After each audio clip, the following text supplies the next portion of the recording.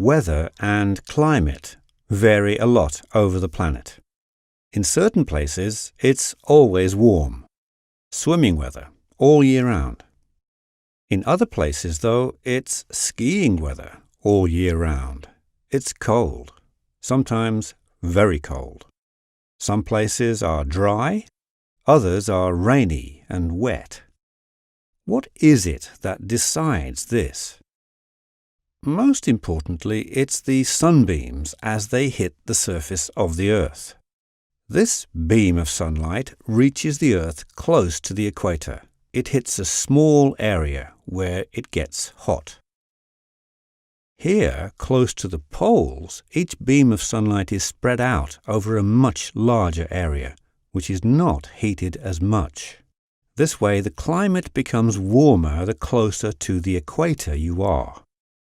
We'll take a journey on the Earth from the equator to the North Pole to see what different climates we encounter on the way from warm to cold. We start in the Congo, in Central Africa. Here we are close to the equator. The sun shines intensely. It gets very hot. When the air gets warm, it becomes lighter and moves higher up in the atmosphere. The water vapor in the air goes with it. Higher up, the air gets cooler. The water vapor becomes small droplets. It starts to rain, which it does almost every day. So, near the equator, it's not only warm, it's humid too. The forests are green and dense and are called rain forests. Now we move north from the equator. Large, plain areas spread out. The vegetation is tall grass and scattered bushes and trees. The climate is drier here, but rain comes in vast amounts during certain periods of the year, rain seasons. This is the savanna. Between them, the rainforests and the savanna make up the tropical climate zone. Now we continue further north.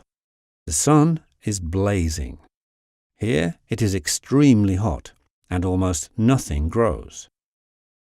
How come it's so dry here?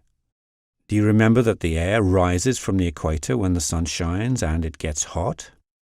That air can't rise forever. When it has reached a certain height in the atmosphere, it moves south or north instead. After a while, it becomes so cool and heavy it starts to sink toward the Earth again. Then lots of air is pressed to the Earth, and high-pressure areas are created. The weather becomes dry and warm, such as in the Sahara Desert. A little further north, we reach the Mediterranean. Here it is dry and very warm in the summer, while the winters are mild and bring more precipitation. This climate zone, with dry, hot and long summers and a short, mild winter, is called the subtropical zone. Further north, it's cooler again. Here we have 4 distinct seasons: spring, summer, autumn and winter. The vegetation is primarily woodland, broadleaf or pine trees. A giant belt of pine forests spread from Scandinavia over Asia and all the way across the North American continent. This is the temperate climate zone. We finish our journey in the very north. It's cold all year round. There are areas here where the ice melts in the summer and allows for a little vegetation to grow.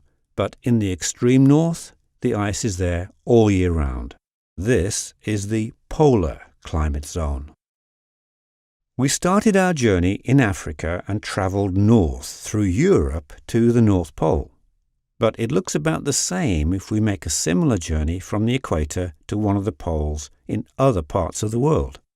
And therefore we can divide the Earth into 4 climate zones. Closest to the equator, there is the tropical zone. It's warm the whole year round and rains a lot. Some distance from the equator, there is the subtropical zone, with a dry and hot summer and a short, mild winter. The temperate zone has 4 distinct seasons and large forests. And in the polar zone, it's cold with almost no vegetation.